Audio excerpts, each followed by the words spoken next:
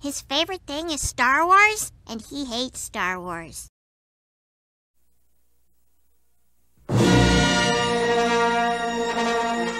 I was never into Star Wars for its story. Luke Skywalker's hero journey always seemed like it's a story that's been done before. And indeed, it was a ripoff of The Hidden Fortress. The one thing about Hidden Fortress is it did influence me in doing Star Wars, because as I was beginning to write the screenplay and put it together, I remembered Hidden Fortress, and I remembered the one thing that really struck me about Hidden Fortress, and I was really intrigued by, was the fact that the story was told from the two lowest characters. I decided that that would be a nice way to tell the Star Wars story, which is to take the two lowliest characters, as Kurosawa did, and tell the story from their point of view, which in the Star Wars case is the two droids. Or at least, I never liked the story. Obi-Wan's death never evoked any emotion for me. I mean, Luke just met him like 5 minutes before. Hello there. And showed him some laser sword tricks. You see? You can do it. Look, good against remotes is one thing. Good against the living, it's something else. But we're supposed to care that he's more upset by the death of Obi-Wan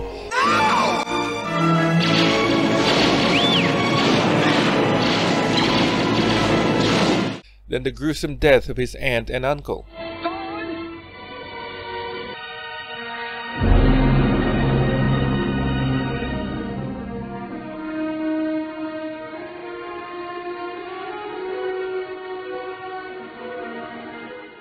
The two people who has raised him and lived with him for pretty much his whole life.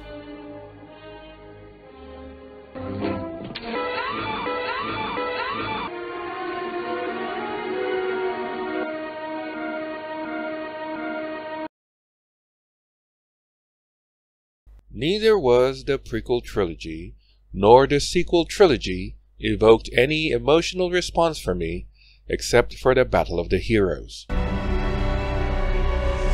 my brother, Anakin! I loved you!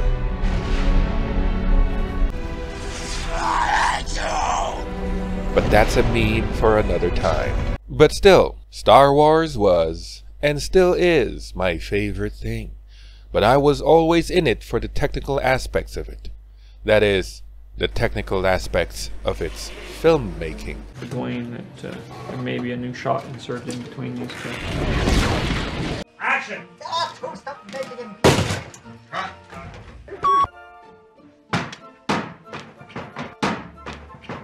Hi, Mom. From its use of models and visual effects, to the CGI technologies used, but never for its story. Space wizards just aren't that interesting.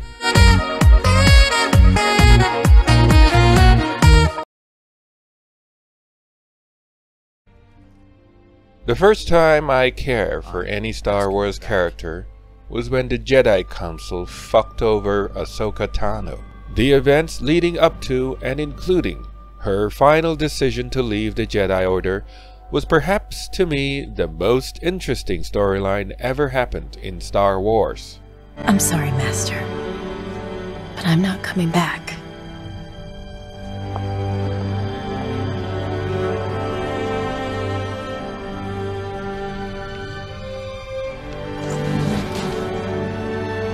In terms of stories, I've always liked the moral and ethical dilemmas invoked in Star Trek episodes. Director Picard.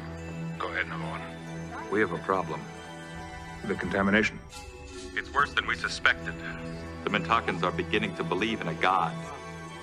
And the one they've chosen is you.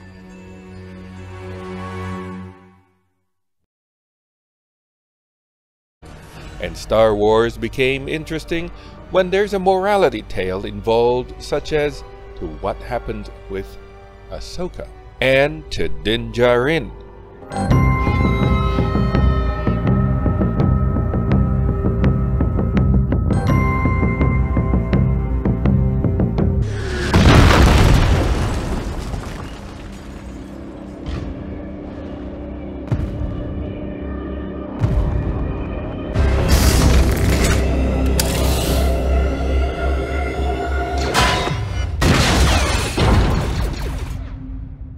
a foundling taken to Creed by the Mandalorian with an honor oath to never remove his helmet. Have you ever removed your helmet? No. Has it ever been removed by others? Never. This is the way. Or show his face to another living being. The Mandalorian Season 2 established that Din Djarin's oath was part of his upbringing as a child of the Watch. Where did you get that armor? This armor has been in my family for 3 generations. You do not cover your face. You are not Mandalorian. He's one of them. Think, Ferric. One of what? And you are a child of the Watch.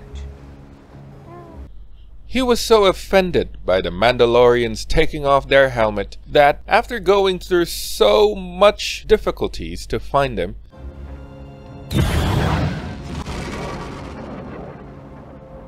that he just took off. Din Djarin is a bigot.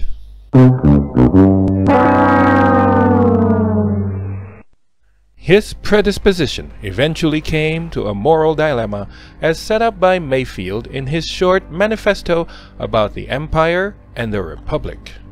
Yeah, Empire, New Republic. It's all the same to these people. Invaders on their land is all we are. He linked the affairs of their being with the lack of free choice under either administration with an individual's own propensity to the circumstances of their birth. Look, if you're born on Mandalore, you believe one thing. If you're born on Alderaan, you believe something else. But guess what? Neither one of them exist anymore. Concluding that he's just a realist, a survivor, just like Mando. Let's get one thing straight. You and I are nothing alike. I don't know. Seems to me like your rules start to change when you get desperate. I mean, look at you. You said you couldn't take your helmet off, and now you got a stormtrooper one on, so what's the rule? Have you ever removed your helmet? Is it that you can't take off your Mando helmet, or you can't show your face? Has it ever been removed by others? Because there is a difference. Look, I'm just saying. We're all the same. Everybody's got their lines they don't cross until things get messy.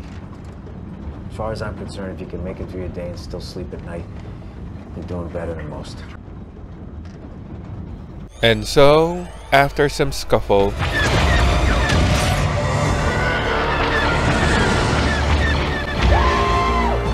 they delivered the Rhydonium,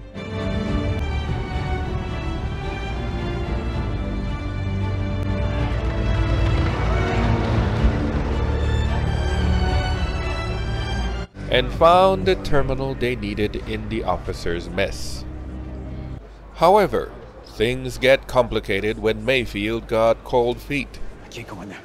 When he saw... It's Fallon Hess. Who? Fallon Hess. I used to serve under him. I was just a field operative, but I'm not taking the chance. It's over. And so, the Mandalorian stepped up to the plate, and the script needed to put him in the morality bind and told him that it's not gonna work.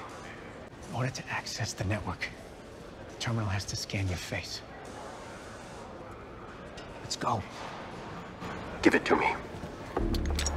Mando took up the code cylinder and tried to access the terminal with his helmet on.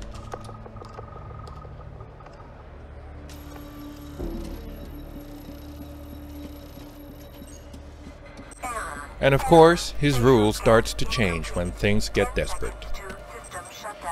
Anyway, the situation resolves itself, and of course, the script has to count down from 10 to heighten the already tense situation. Facial scan complete.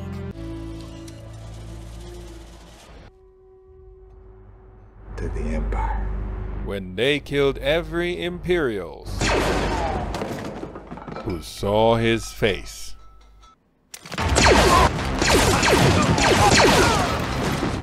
Being the murderous savages that they are. And his honor is, perhaps, I never saw your face. Remained intact. From a certain point of view. Which brings us to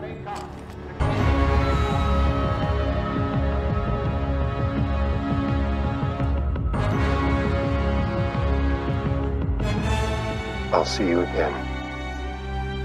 I promise. When the Mandalorian is saying goodbye to Grogu, and Grogu wanted to see his face.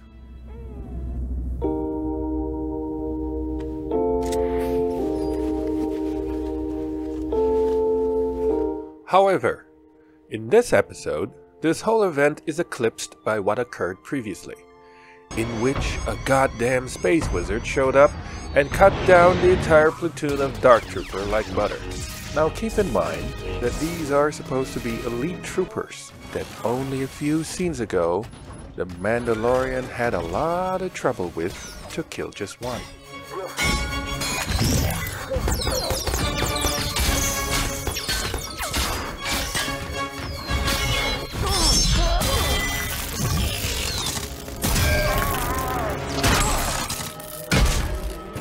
But proves to be no trouble at all, barely an inconvenience for Luke Skywalker, famous space Jedi.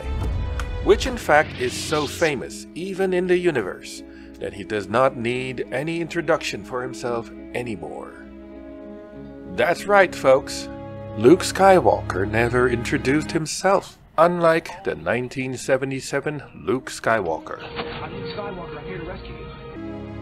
I am. And that's because 2020 Luke is just fan service. Come, little one. And of course, they had to wheel in R2-D2 into this. Oh my God! And R2-D2 showed up and I clapped! I know what that is! Lightsaber. Lightsaber. I clapped when I saw it. X-Wings! Alderaan! Destroying your planet was a small price to pay to rid the galaxy of terrorism.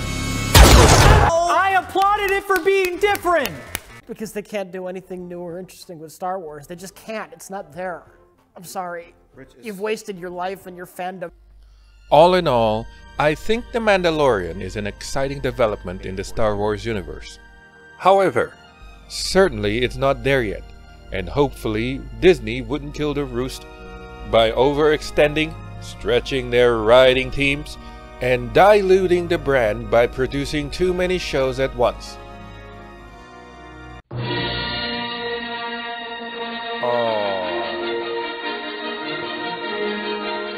I clapped when I saw them too!